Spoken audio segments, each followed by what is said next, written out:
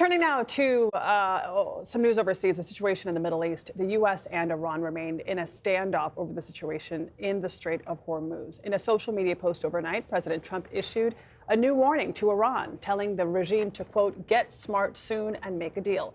For more on this, we're joined by CBS News senior national security correspondent Charlie D'Agata in Tel Aviv. So, Charlie, thank you so much for joining us. What is the latest in terms of the situation at the Strait of Hormuz and any response from Iran to the president's latest threat?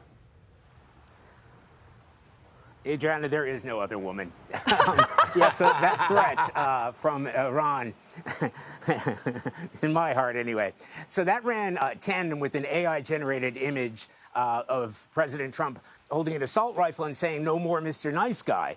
There has not been a direct response from Iran from those threats. But when the president said earlier that Iran was near the state of collapse, the Iranian government warned that the continued naval blockade around the Strait of Hormuz would face, in their terms, a practical and unprecedented military response, according to state media, citing a high-ranking security official, adding that the restraint so far, I'm quoting them now, has been aimed at allowing diplomacy to continue, but warned that a different response could follow if Iran's conditions were not met, according to that report. And, of course, that goes hand in hand with our own U.S. military sources that we've been speaking to on the daily, saying what's going on there. They say, look, if there is no diplomatic breakthrough to what's going on at the Strait of Hormuz, they are positioned to take that strait by force. It's one of several military options that they're considering, including clearing mines out of the strait and possibly putting in a U.S. military escort for the ships that are there. So it starts to sound like a broken record, but it's critical because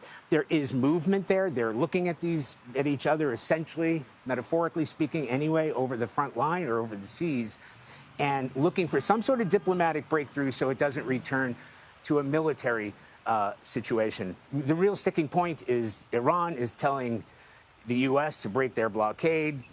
The United States is telling Iran to break that blockade, and it comes down to the nuclear program, and that's where it gets thorny. But we shouldn't take our eyes off what's happened here, even with the events that have unfolded in D.C., because this is still a volatile and active conflict zone. All right, let's talk about what's happening along Israel's northern border with Lebanon. What are you hearing there?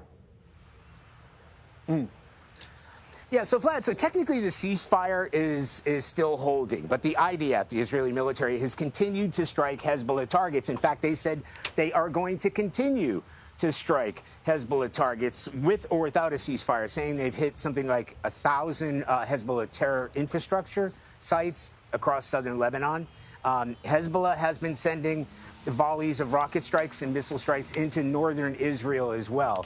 So you're forgiven once again for thinking, this doesn't sound like much of a ceasefire, but this is nothing like the kind of violence that we've seen, in the previous 6 or 8 weeks when this conflict was really underway. Certainly, we haven't had any kind of air raid sirens here. There's been a few in the north, but nothing like the kind of violence.